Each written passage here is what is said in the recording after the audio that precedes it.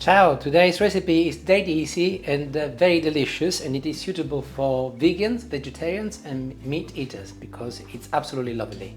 And I got some good news for you because I've got all of my ingredients ready. It's going to take no time at all. Chopping a courgette and putting it on a flat base, and I'm cutting strips approximately half a centimeter each thick.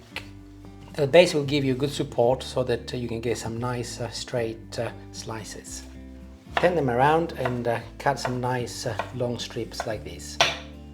Goes without saying, make sure that your courgette is washed before you start. Mine was. And you should end up with something which looks very similar to this. Saucepan and olive oil. Make sure that you are quite generous with olive oil because this is the key ingredient, as it's going to be bonding all of the ingredients together. And I'm adding now a garlic clove, which I've crushed earlier, and also a shallot, which I've also chopped finely, and a chili pepper. This is green, but you can also use red, and this is mild. Beautiful. So once everything has been sizzling for a couple of minutes, I'm going to be adding my courgettes and a little salt. And while the courgette cooks, I thought I will be showing you the rest of the ingredients. So I've got a handful of sun-dried tomatoes which I've chopped in small pieces. Also some capers. These are where in salt and water I have rinsed them. And this is a combination of black and green olives. They're already pitted. You can also choose to have just black or just green. I like the mixture of colors. And I will be cooking today farfalle, which is Italian for butterfly. And the reason why I'm choosing farfalle is because when I was looking for the pasta, I got the bag out and it split. So that was it really. Farfalle it is, but you can use rigatoni, you can use pennetta, you can even use spaghetti if you want. There isn't a rule, you use whatever you like. It's one of my favourites if it helps. It is, yes. We haven't had it for a while. No, we haven't. So the courgette has been cooking now for a good 5 minutes, and it's nice and soft and turning into a lovely gold colour, and that is when I'm going to be adding the rest of my ingredients. There isn't a particular order, so I've just gone for the capers, the olives and sun-dried tomatoes. And turn it down and let it simmer for a few minutes. Add a little pepper and put the lid on and literally turn it down as slow as you can. I'm gonna go number 1 on mine out of 9. Water is boiling, so a little salt, and in go my farfalle. And I'll be cooking these until just before al dente, or a couple of minutes before the cooking recommendations in the package.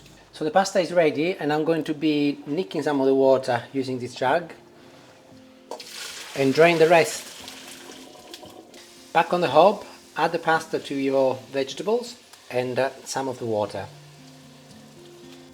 We're going to finish cooking the pasta here with the vegetables, and the water it's got nice starches from the pasta, so that will create a nice little cream. You will have to turn the temperature up, by the way.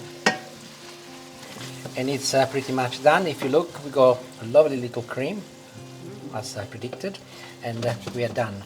And now that it's off the heat, I'm going to be adding some fresh basil and a little bit more olive oil. Raw olive oil, which will give it a tremendous amount of flavour. And give it a final stir with your spoon to ensure that the basil infuses with the rest of the pasta. And time to get serious now. Look at the beautiful colour. You get the reddish from the sun-dried tomato and the green from the basil and also the courgette. And of course the olives are contrasting as well. It looks absolutely stunning. It does, smells delicious. And of course, the signature, being the basil. I did say this is a vegan recipe, of course, and so I'm gonna put some cheese as I like cheese, but obviously if you're vegan you don't need to, but if you're vegetarian you can, of course. So I will be adding some cheese on mine.